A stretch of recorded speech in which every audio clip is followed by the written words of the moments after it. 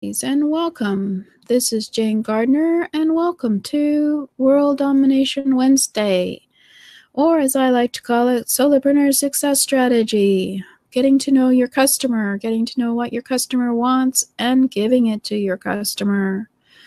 So let's get started. This is Jane Gardner, and I work with my husband for the last 20 years in a structural engineering firm in Western Canada.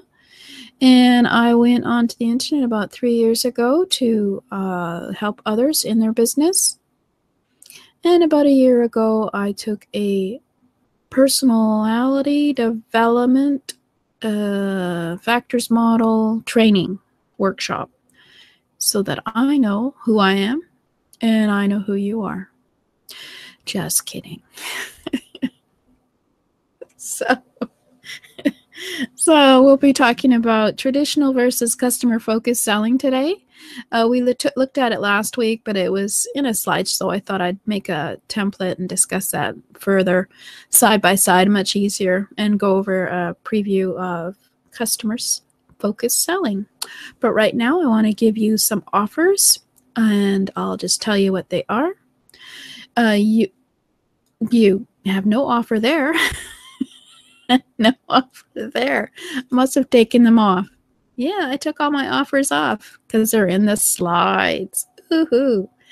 Actually, I don't know if they are, so we'll see. My excuse. So let's go and have a look at my training of the day. Who are your customers? Well, everyone is not your customer. Looks like I've cleared out all my slides today. Oops. Anyway, they're not my customers either. Their customers are those who want your solution to their problem, or they want your solution to fulfill their desire. I do have an offer at jgtips.com/customer profile where we look at who is your ideal customer, and we look at your business. We look at how to define your ideal customer profile, how to use research to craft your message, and tracking tools to measure your success. And it's a 6-day training with daily emails and training videos sent to you with worksheets and questions for you to answer about yourself and your business to find your customer who will be the easiest to sell to because they want your solution. That's at jgtips.com/customer profile. You can check it out there. And there are 3.4 billion people right now on the internet, users every day. So you have to learn how to attract those who want your solution. So who is your customer? So let's say we looked at knowing who are your ideal customers. You know what they want that you can give them. You know where to find your ideal customers. You know when and how they like to buy. So now you have to create the ideal customer experience. So you have to figure out what is the features of your business, which will be an ideal customer experience for those to come back and buy from you again and again. So for those who missed those episodes that I talked about who is your customer and ideal customer experience, you can catch up at jgtips.com/YouTube.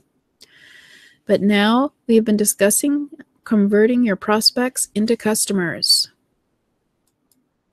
So we have a lady who's a mom who wants to make some money in order to help pay for their expenses while the kids are at school.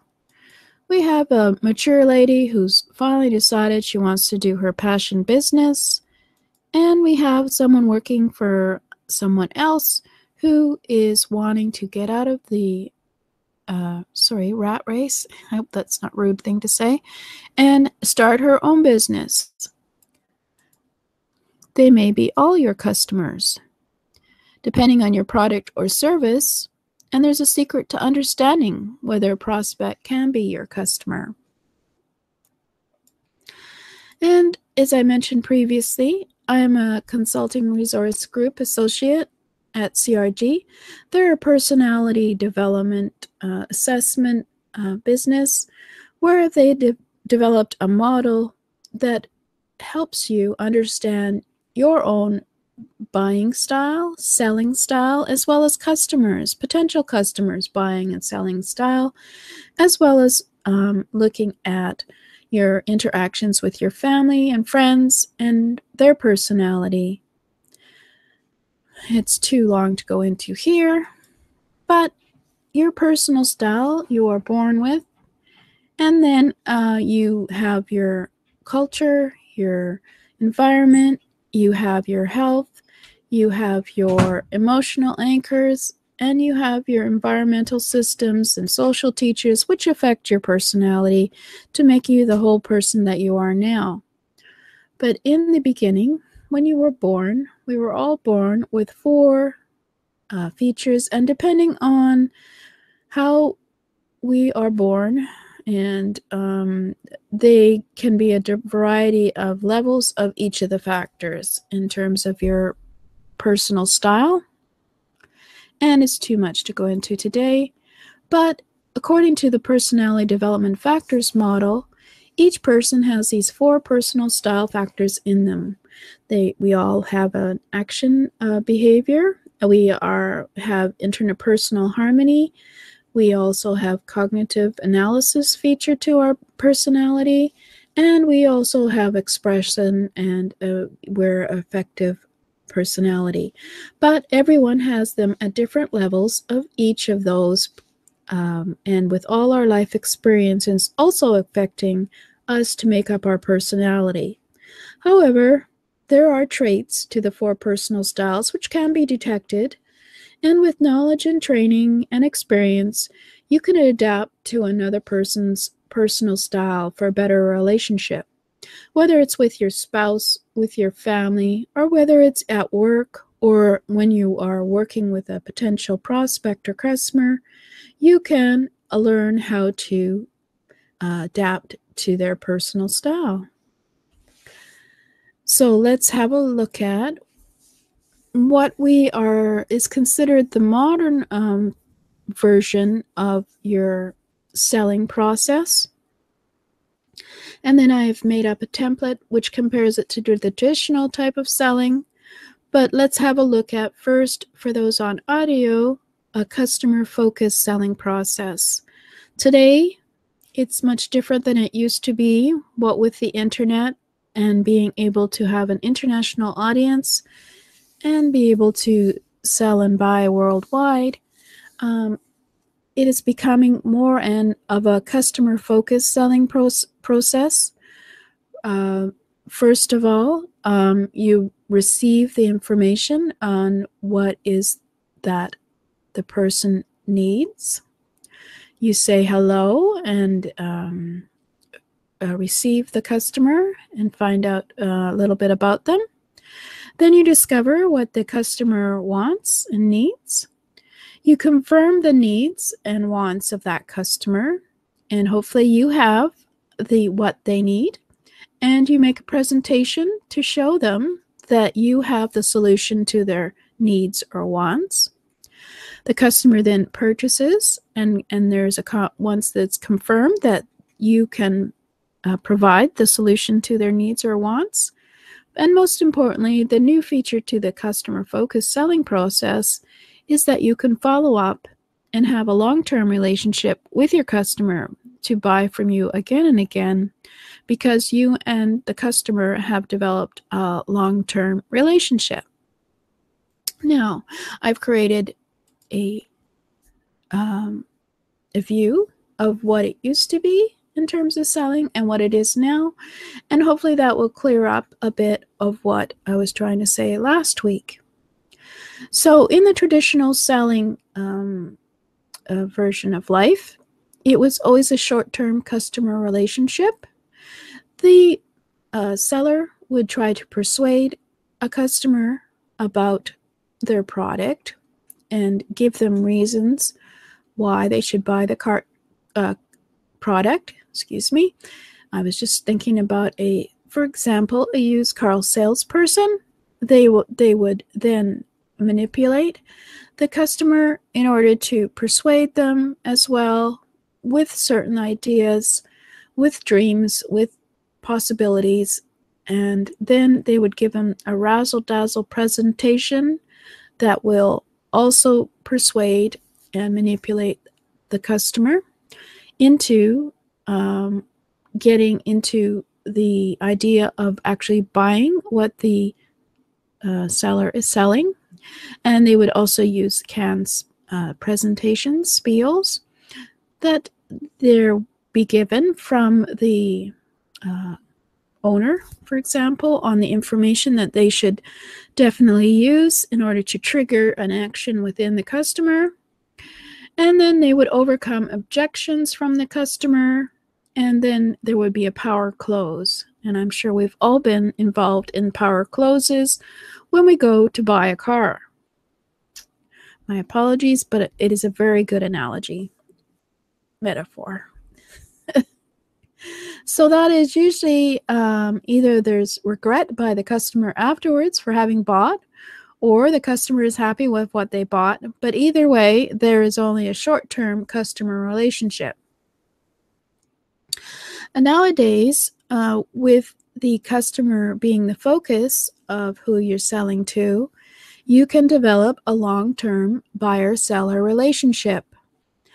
For example, you can, of course, approach and welcome your customer, find out a bit about them in terms of their personal life, as well as make a connection with them and find out the needs and wants of the customer, and then confirm those are their needs and wants that they are really looking for, in terms of maybe they're not telling you what you need to hear exactly. And if the customer has something, needs and wants that you can fulfill with a solution, then you make a presentation relevant to their needs and wants. And depending on the presentation and the customer understanding that the solution is the relevant to their needs and wants, then they purchase, because they confirm that, yes, that is a solution to the problem that I am having, or that is what I'm looking for. So it's a long-term relationship, and most importantly, there is follow-up. So then there is follow-up, follow-up, follow-up, and a long-term relationship. So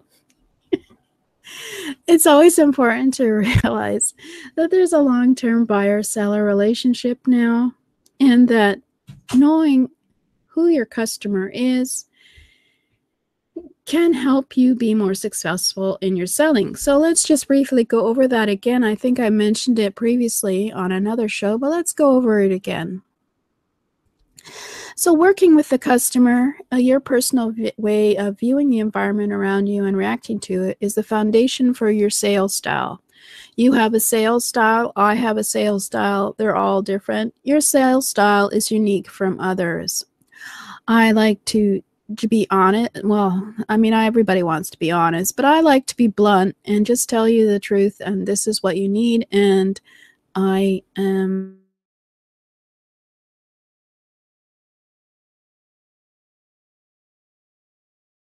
and shift your sales or buying style to match your clients, which builds credibility and trust with them. So for example, if I have someone come to me who is trying to sell me something, and they're very loud and they're very, oh, I'm wonderful, I have to try and shift my disbelief and try and listen to them to understand if they really are going to be someone that I can buy from. For example, if I was buying from them. So what are the characteristics of those customers you find easiest to work with? And what are the characteristics of those customers most difficult to work with? And why? Why is it that some people are difficult for you to work with, and others are easy to work with? If you can answer those questions, then you are going to be able to understand why we all have different buying and selling styles. Do you know this customer, for example, who does this? This customer who gets upset when you're too focused on closing the sale, and he gets upset when you're not interested in them personally, that you're just very direct and don't ask them even how they're doing, or ask them what the name of the child is with them, for example, if they come into your store. Well, that's a different customer than from a customer who gets upset, who wants you to not interrupt them when they are speaking, or wants you to give them detailed information or specs on the product that you are trying to sell them. Well, that's certainly a different customer than one who wants you to help them with the decision and wants you to be kind and thoughtful and ask them how they're doing and say how that.